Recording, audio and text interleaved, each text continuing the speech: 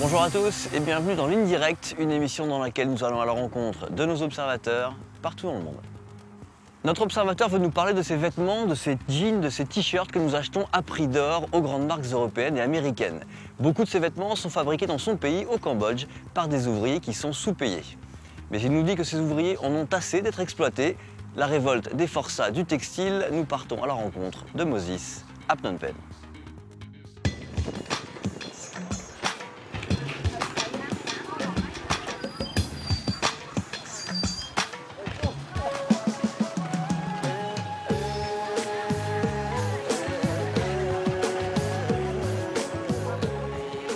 Bonjour Moses, ravi de faire ta connaissance. Ça va bien? Ça va. Alors Moses, pourquoi tu as voulu qu'on vienne ici à Phnom Penh?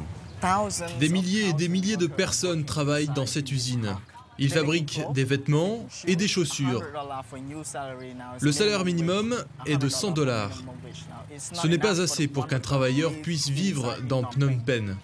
Ils travaillent 10 heures par jour toute la semaine et ils n'ont qu'un jour de repos. Mais parfois, le propriétaire de l'usine leur demande de faire des heures supplémentaires pendant leur jour de repos. Et donc les gens sont en colère parce qu'ils estiment qu'ils ne sont pas assez payés. La contestation au Cambodge a commencé le 24 décembre de l'année dernière et les manifestations se poursuivent aujourd'hui. Moses nous a donné rendez-vous devant l'un des principaux parcs industriels de Phnom Penh. Ici, des dizaines d'usines fabriquent des vêtements pour les grandes marques européennes et américaines. Nous tentons d'y entrer pendant la pause déjeuner. Vous avez quel âge? 18 ans. 18 ans, monsieur. 18 ans? 18 ans? Ma fille a 18 ans. Moi, 40. Elle travaille ici depuis 1 an et demi. Au Cambodge, le travail des mineurs est encadré par des réglementations contraignantes. Du moins en théorie, car en réalité, dès 14 ans, beaucoup font les mêmes heures que les adultes. Nous sommes rapidement repérés par le service de sécurité de la zone industrielle.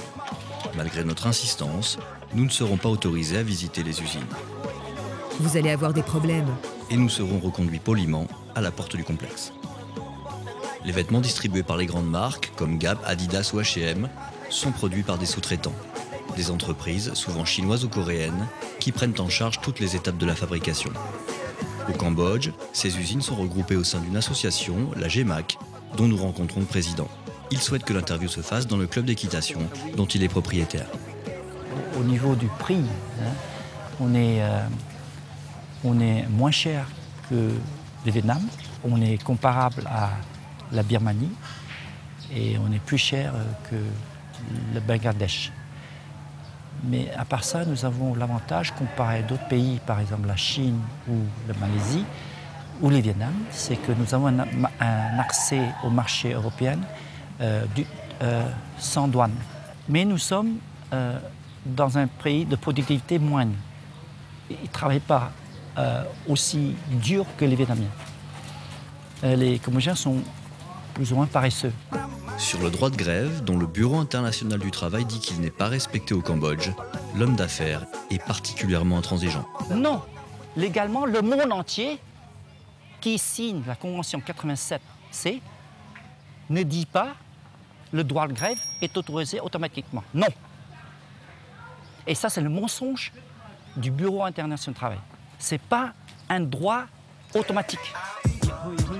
Le riche industriel accepte de nous faire visiter une usine, un établissement modèle géré par un homme d'affaires chinois.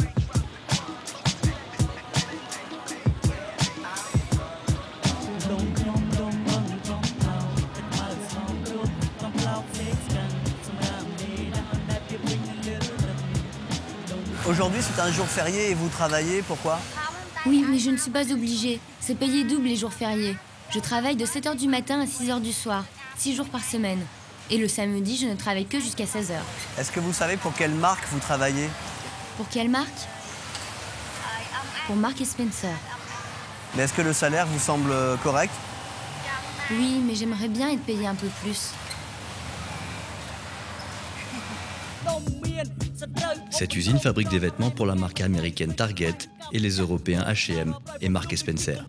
Des géants qui affirment, en tout cas dans les médias, prendre très sérieusement en compte les revendications des ouvriers cambodgiens. Vos ouvriers sont payés 8 $ la journée. Alors ce qu'ils disent, c'est que c'est plus suffisant pour vivre au Cambodge parce qu'il y a eu une inflation énorme et que du coup c'est plus suffisant pour survivre. Vous leur répondez quoi? C'est pas vrai. C'est pas vrai. S'ils ne peuvent pas survivre, il n'y a pas 700 000 ouvriers qui voyageront de leur propre gré à venir à l'usine. Ils vont rester chez eux. Il n'y a personne qui vous oblige. Il n'y a personne qui prend un fusil. Il n'y a pas de travail forcé là. It's a product that costs 14.95 euros. Retail. How much do you sell this to H&M? About $420 US. Would you be able to raise the wages up to 160? No, we cannot. Unless the buyer is going to pay higher price. Donc vous pensez que si jamais vous leur demandez de mettre la différence entre 100 et 160, ils vont changer de pays? Je garantis. Vous êtes sûr qu'ils vont partir? Mais ils disent le contraire, ils disent non, nous... Ils ont resté, ils continuent à payer à $4. S'ils payent $8, nous augmentons. Tout de suite, devant eux. En janvier dernier, pendant plus d'une semaine, les syndicats cambodgiens ont lancé une grève massive, accompagnée de manifestations. Un mouvement social durement réprimé par la police, qui a fait au moins 3 morts et des dizaines de blessés. Les 2 hommes d'affaires affirment que les forces de l'ordre n'ont fait que répondre à la violence des protestataires, armés et dangereux. Ça n'est pas la version des jeunes ouvriers que nous rencontrons.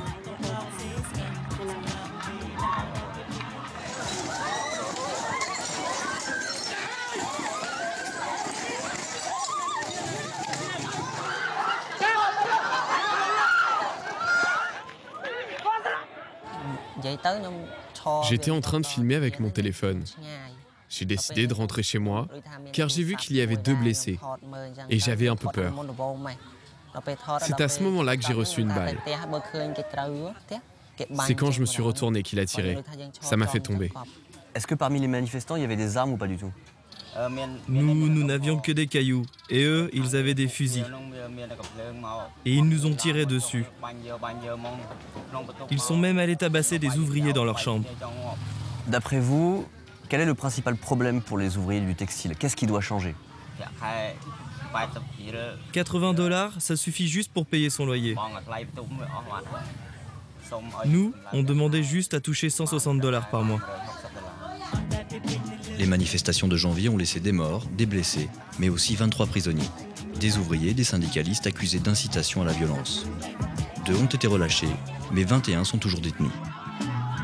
Notre observateur, Moses, nous accompagne au tribunal d'appel de Phnom Penh, où leur remise en liberté sous caution doit être décidée. Nous n'avons pas pu voir les prisonniers. Ils étaient censés être amenés de la prison, mais seuls les avocats ont pu venir au tribunal. Les familles sont regroupées devant le tribunal et quelques dizaines de manifestants attendent à l'extérieur. La plupart sont optimistes et pensent que le juge va décider d'une remise en liberté. Leurs espoirs vont être déçus. La cour d'appel a refusé de les libérer aujourd'hui.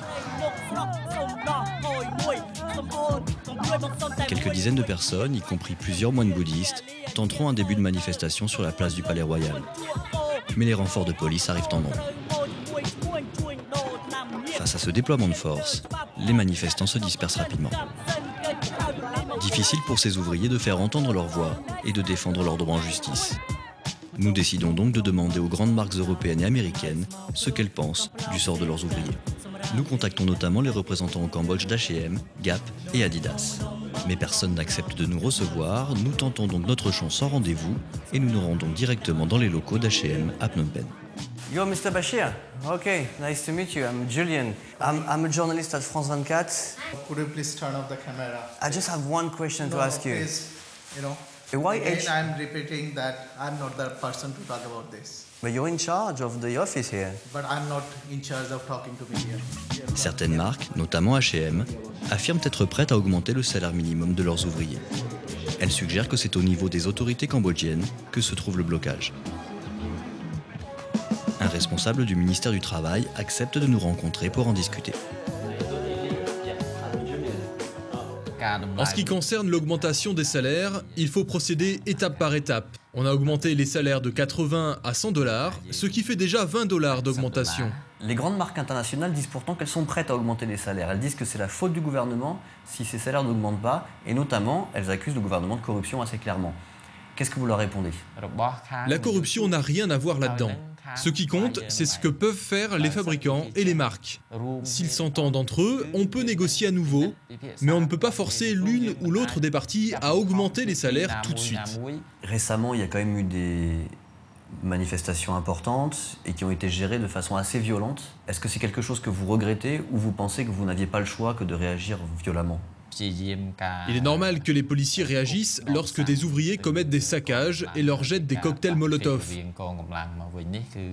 Je pense que le gouvernement et la police sont intervenus pour assurer la stabilité du pays et mettre fin à toute forme de violence. Donc la priorité, c'est le business et que le pays reste calme, c'est bien ça? Le plus important, c'est d'assurer la paix, la sécurité et la stabilité politique du pays, pour permettre aux investisseurs de venir au Cambodge. Les grandes marques, les usines, le gouvernement, tous se renvoient la balle pour justifier le blocage des salaires. Et tous font des profits considérables grâce à cette industrie. Aux ouvriers cambodgiens, on demande d'attendre, de courber les chines et d'accepter la maigre augmentation de salaire obtenue en janvier. Pourtant, Moses ne désespère pas. Pour la première fois, les petites mains du Cambodge ont relevé la tête et fait valoir leurs droits. Nous allons bien sûr rester en contact avec Moses pour savoir si ces ouvriers cambodgiens parviennent à obtenir des augmentations de salaire et à vivre un peu mieux. Et puis vous aussi, n'hésitez pas à contacter nos journalistes pour leur raconter votre histoire. Et peut-être que le prochain numéro de cette ligne directe des observateurs, nous viendrons tourner chez vous.